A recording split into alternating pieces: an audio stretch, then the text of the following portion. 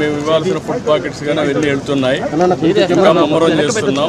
Traffic కూడా congestion ఉంది, అన్ని రెగ్యులేట్ చేస్తున్నాం. చివరి ప్రాంతానికి కూడా వెళ్లాల్సిన అవసరం ఉంది. కొంతమంది పేషెంట్ కూడా ఉన్నారు, పిల్లలు ఉన్నారు, కొంతమంది ముసలోళ్ళు ఉన్నారు, వాళ్ళు కూడా తీసుకురావాలి. ఎవరు కూడా ప్యానిక్ రియాక్షన్ అవసరం లేదు. అందరూ ఓపిక పట్టండి. 1 గంట 2 గంటల్లో అందరం ఓపికగా ఉంటే ఇంకా తొందరగా పనులు అవుతాయి.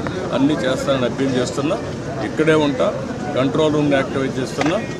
ఎంతవరకు చేయగలుగుతామో అన్నీ చేసి అందరిని ఆదుకుంటాం.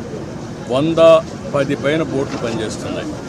అదే మాదిరిగా 4-6 హెలికాప్టర్లు వస్తున్నాయి. ఒక హెలికాప్టర్లో ఫుడ్ పెట్టడం కానీ, లేకుంటే బోట్లో తీసుకుపోవడం కానీ, పేషెంట్లు తీసుకురావడం కానీ ఇవన్నీ జరుగుతున్నాయి. వర్షం కూడా పడతా ఉంది, అయినా కూడా ఎక్కడ ఆపరేషన్స్ ఆపం, అన్ని విధాలు. సార్, ప్రకాశం బ్యారేజ్ 69 గేట్ దగ్గర బోట్లు కొట్టుకురావడం ఏమన్నా కుట్రే ఉందా? ఇవన్నీ ఇప్పుడు నేను అవన్నీ మాట్లాడను.